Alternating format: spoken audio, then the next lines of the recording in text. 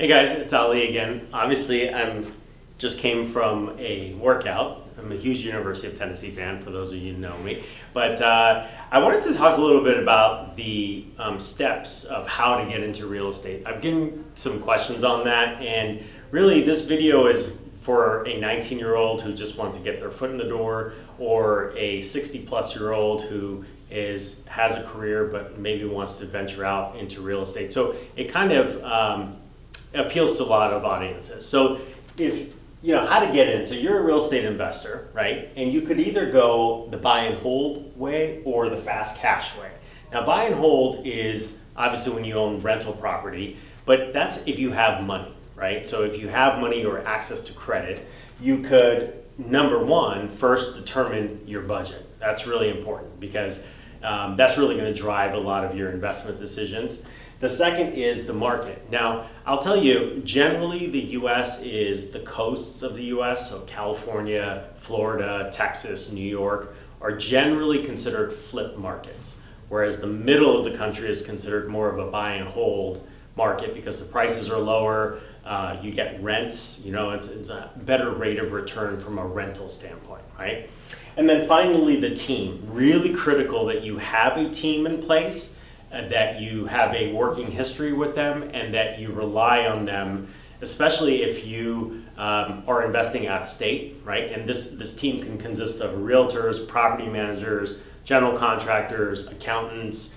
So that team is really critical for you to be successful on the buy and hold side. So this is, again, if you have funds or access to credit, that's how you get in.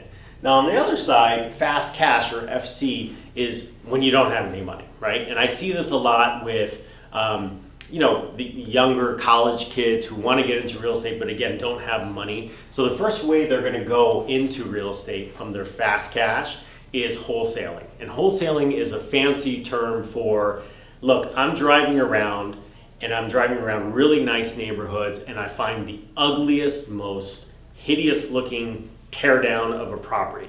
I take that address and I pass it on to a cash buyer, and for doing that, if the cash buyer closes on that deal, I get a fee. That's called wholesaling. The other is assignment of contract. Essentially, you as a real estate investor have a contract with the purchaser for, and I'm making this up, $100, right? So you could purchase that property for $100, but in the contract it says you and or assigns. That's the magic language we look for, and you will literally assign that property to a cash buyer for a fee. So you're not coming out of pocket, but you're basically flipping that contract.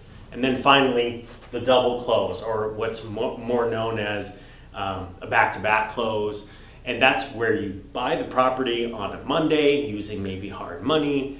You may or may not fix it up at all, and then you turn around Tuesday or Wednesday of that same week and you pass it on to a cash buyer. You basically flip it, okay? So those are three ways that you could do fast cash, not using any of your own money. Multiple different ways to get into real estate. This is if you have money, this is if you don't have money, but hopefully that kind of breaks down some of the questions on how to get into real estate. Thanks.